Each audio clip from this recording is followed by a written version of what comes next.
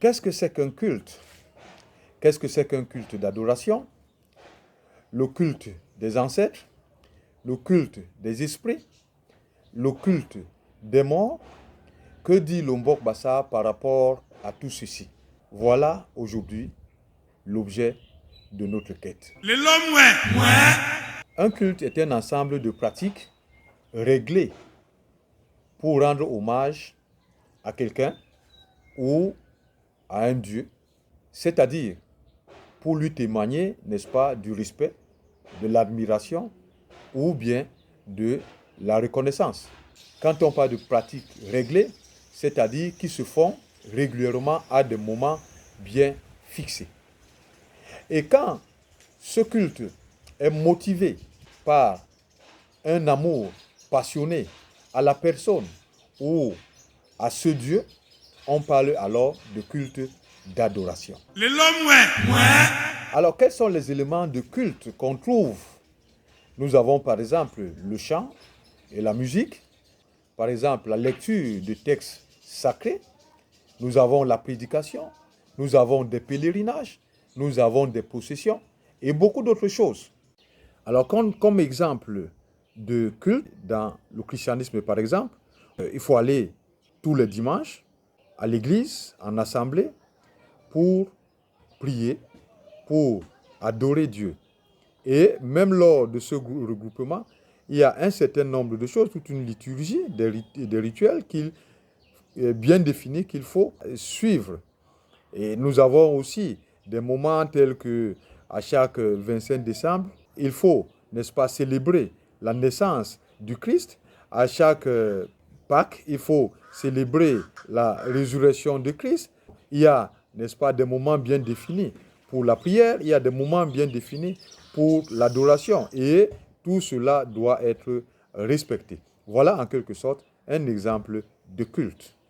Alors si nous avons compris cela, le culte au Dieu créateur, que les Bassa appellent l'Ilulumbi, le culte des ancêtres, le culte des morts, le culte des esprits, que dit Lombok Bassa par rapport à tout cela?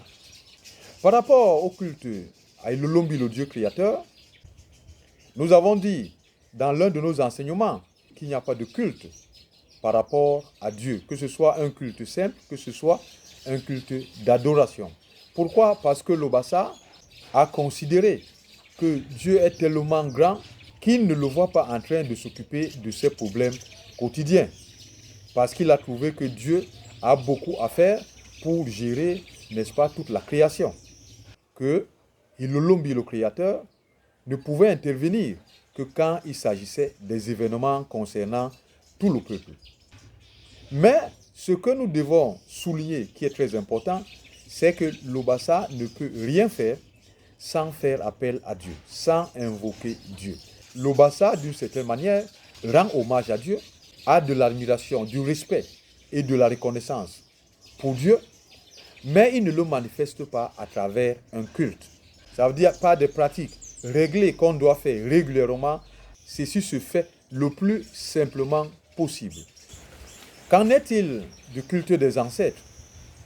Non plus, il n'existe pas de culte des ancêtres tel que nous l'avons bien défini. Cela veut dire qu'il n'existe pas des pratiques bien définies, réglées, qu'il faut faire à certains moments donnés pour témoigner du respect, de l'admiration ou bien, n'est-ce pas, de la reconnaissance envers les ancêtres.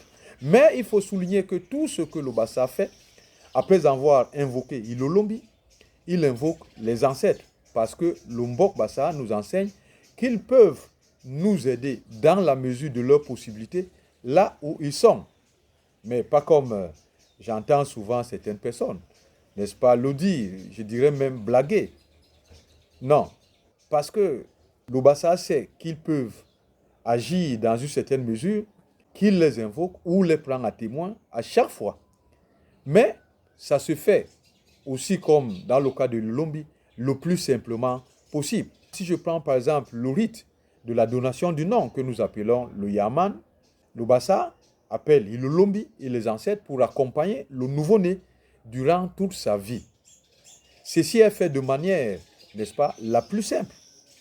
Il n'existe pas, n'est-ce pas, de pratique, de rite ou rituel fait régulièrement et à des périodes bien définies pour rendre uniquement hommage aux ancêtres. Mais le Bassa sait très bien que, n'est-ce pas, ils sont là. Ce qu'il faut savoir, c'est que le Mbok Bassa, pour lui, le culte à Ilolombi, le créateur, et aux ancêtres, se fait plutôt dans le cœur. Et non, n'est-ce pas, à travers des rites ou des rituels. Pour dire, n'est-ce pas, que la spiritualité, selon le Mbok Bassa, est une affaire de cœur. Le culte de mort, il y a des gens qui invoquent les morts, c'est possible.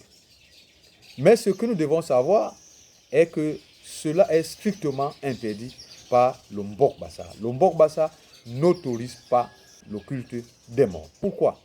Parce que le Mbok Bassa ne considère pas tous les morts de la même manière.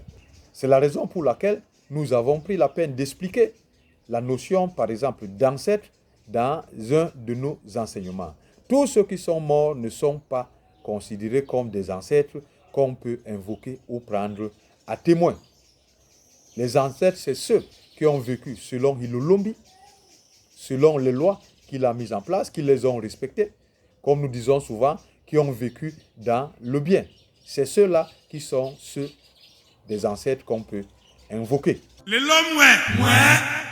Le culte des esprits, oui, il existe. Il y en a même deux. Il y a celui qui était dédié aux esprits, appelé les Bakugi. Et nous avons vu, n'est-ce pas, dans nos enseignements, que les Bakugi, à l'origine, et c'est à ce moment-là que se pratiquait ce culte, n'étaient pas les morts, ce n'étaient pas non plus les ancêtres, mais c'était, n'est-ce pas, des êtres très élevés spirituellement qui sont dans l'Omboklia, qui est l'univers de l'éternité.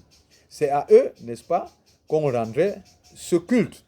Le Mayema Mbok Bassa nous dit que ce culte se faisait par des offrandes et des sacrifices, n'est-ce pas, d'animaux, qui se faisaient dans des carrefours, appelés en Bassa Mangal, et aussi à certains lieux sacrés.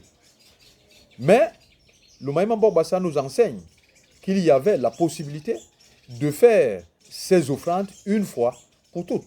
Il nous enseigne que nos ancêtres, tels que Mangal, ont fait ces offrandes-là une fois pour toutes. C'est la raison pour laquelle ce culte n'existe plus. Et je dis bien, ce culte était fait aux Bakugi, qui ne sont pas les esprits de mort, mais qui sont des esprits très élevés, qui sont dans l'univers de l'éternité, que nous appelons le Mbok Lia. Maintenant, il y a l'autre culte, c'est lui qu'on retrouve le plus et qui est le plus présenté aujourd'hui dans les traditions africaines en général et en particulier le Mbok Bassa, ce culte qui est dédié aux esprits que nous allons appeler les esprits de la nature.